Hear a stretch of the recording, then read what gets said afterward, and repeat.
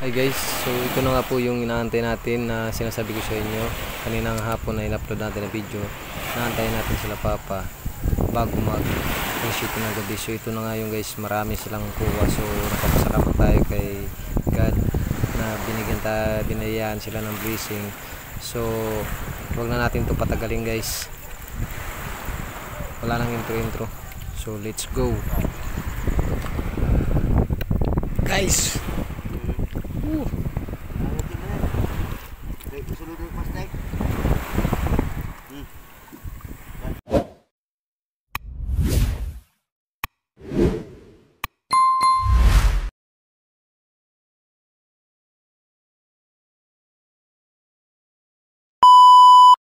Siya pala guys, paglabas ko dito nauna na pala umuwi yung bayaw ko. So ito nga pala yung huli nila. So bali pinagsama-sama na nila lahat yung kuha nila, pati yung kuha ng bayaw ko, yung pinakapanganay si Manong. So ito nga yung kuha niya, yung malaking isda na pula. So salamat talaga kay God dahil binigyan kami ng blessings na kahit medyo mahangin at medyo malalaki yung alon, merong blessings na binigay si God para sa amin. So sana araw-araw ganito yung kuha nila lagi, malalaking isda. So ito nga guys, so medyo malapit na rin mapuno yung isang cooler. So, iba't ibang isda na nakuha nila, yung may ulan-ulan, solid, tsaka meron pa dyan sa baba yung mga ganting kung tawagin sa Visayas. So napaka-bless nga naman talaga ni God dahil binigyan tayo ng ganito karami na huli nila papa at yung dalaw kong bayaw. So ito yung kuha ni Manong, yung kulay pula. So sarap talaga ng mga isda na yan, lalo na malalaki talaga, tamang tama sa tinula guys.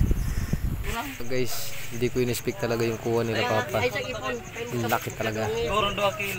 Ayan o, sarap nyan, sarap ng ihaw or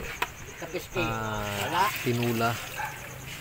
Pwede na pampulutan yan, pero hindi pwede guys kasi titinda yan ni mama. So tinimbang na nga yan guys. So malapit na rin mag 2 kilo. So pwede na guys. So i-ready na yan ni mama para bukas. So masaya talaga kami dyan kasi maraming kuha sila. So nagpapasalamat kami sa Panginoon dahil kahit pa paano hindi kami pinapabayaan. So bless talaga, napaka-bless ni God.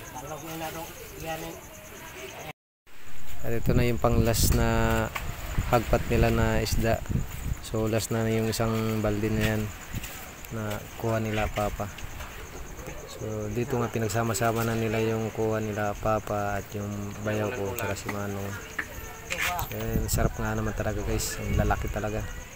So kung ikaw na nanonood, pag ginawa ko mo talaga to, parang gusto mo na rin itilawin ka agad.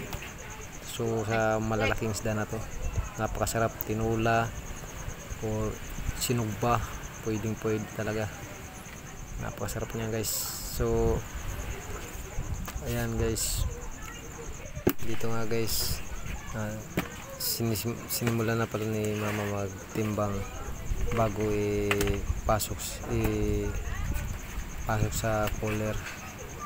So yung iba nga dyan guys, yung ganting binukod na rin ni mama sa plastic para bukas ready na para itinda bukas sa Tiangge or palengke. So di talaga makapaniwala guys, daming kuha nila ngayong gabi. So panigurado guys, bukas pagpunta ni mama sa palengke, saglit lang tumaubos ng mga isda na to. At syempre shoutout dyan sa may hilig sa isda na ganito solid, lalo na malalaki tong solid na to. So yun lang guys, so maraming salamat sa guys. So kung nagustuhan mo tong video na to, so paki-like naman po at subscribe sa ating mga solid subscriber. Maraming salamat at sa mga bagong subscriber natin dyan, maraming salamat. Sana nagustuhan nyo itong video na to. So yun lang guys, ingat po kayo lahat dyan. Maraming salamat at higit sa lahat sa Panginoon. Bye bye.